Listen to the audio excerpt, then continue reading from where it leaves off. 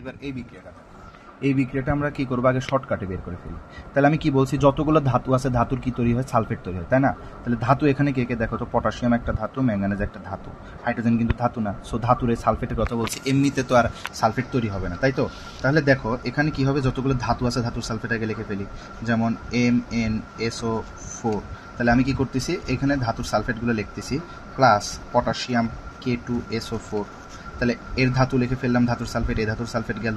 এবার কি আসতে পারে দেখো, আমি আগে বলছি সবসময় পাশে কি হয়, জারক বিজারকে রূপান্তর হবে। দেখো এটা রূপান্তর হয়ে কি হয়ে যাবে, ছকের মধ্যে দেওয়া আছে দেখবা, এটা রূপান্তর হয় কার্বন ডাইঅক্সাইডে পরিণত হয়। প্লাস কি হবে, পানি তো ম্যান্ডেটরি তৈরি হবেই। এটাই ছিল চারটা জিনিস, সবসময় চারটা জিনিসই মোটামুটি তৈরি হয়। তাহলে দেখো আবার বলি, এটা থেকে এটা পরিবর্তন হয়ে গেল, ধাতুর রূপান্তর হয়ে গেল, আর পানি তৈরি হবে মাস্ট।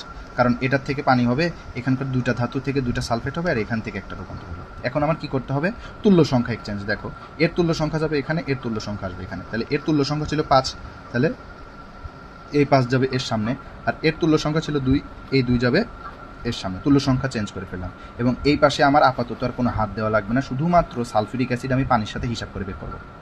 আচ্ছা, তাহলে এবার দেখো এখানে কত আসতেছে, ম্যাঙ্গানিজ যদি এখানে 2টা থাকে, এখানে কয়টা আছে, একটা, তাহলে সামনে কি দেবো, একটা 2 দিয়ে দিলাম, তাহলে আমার 2 দিলাম। আচ্ছা, এরপরে আছে দেখো পটাশিয়াম 2 আছে, 2 মিলে গেছে, সমস্যা নেই। এইবার দেখো কার্বন, এখানে কার্বন কয়টা, একটা আছে, আর এখানে কার্বন কয়টা আছে, 5 2 10। তাহলে অবশ্যই কি করতে হবে, এখানে 10 দিয়ে গুণ করতে হবে। আচ্ছা, কার্বন সংখ্যা মিলে গেল। এখন দেখো আমার কি বলছিলাম, এখানে যতগুলো অক্সিজেন থাকে ঠিক ততগুলো পানি। তাহলে দেখো তো এখানে কয়টা অক্সিজেন আছে, 4টা, তার আগে 5টা, তাহলে 4 আর 5-এ সরি এখানে এটা তো হচ্ছে ছাড়া, এটা সবসময় কিসের এটা হয়, যেটা হচ্ছে বিজারণ বিক্রিয়া বা জারক হয়, সেই জারকের অক্সিজেন দিয়ে হিসাবে চিন্তা করা লাগে। তাহলে জারকের অক্সিজেন আছে কয়টা, দেখো 4টা, তাহলে 4 দুগুণও কত হচ্ছে, 8টা না? তাহলে 4 দুগুণও যদি 8 হয়, তাহলে অবশ্যই এখানে কি হবে, 8টা পানি তৈরি হবে। তাহলে এই যে 8টা পানি তৈরি হচ্ছে, ঠিক আছে? তাহলে এখন কথা হচ্ছে, 8টা যদি পানি তৈরি হয়, আমার এদিকর মোটামুটি সবগুলা কাজ করা শেষ। এখন জাস্ট আমার সালফিউরিক অ্যাসিডের তুলনাটা করবো। তাহলে এখানে যদি 8 দুগুণ 16 হাইড্রোজেন এক্সট্রা চলে আসলো, 8টা পানি মানে 16টা H+ না?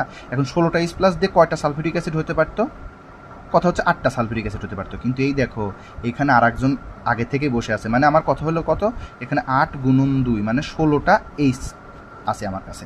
তার মধ্যে এইখানে 5 দুগুণ 10টা হাইড্রোজেন আগেই একজন খাইয়ে ফেলতেছে।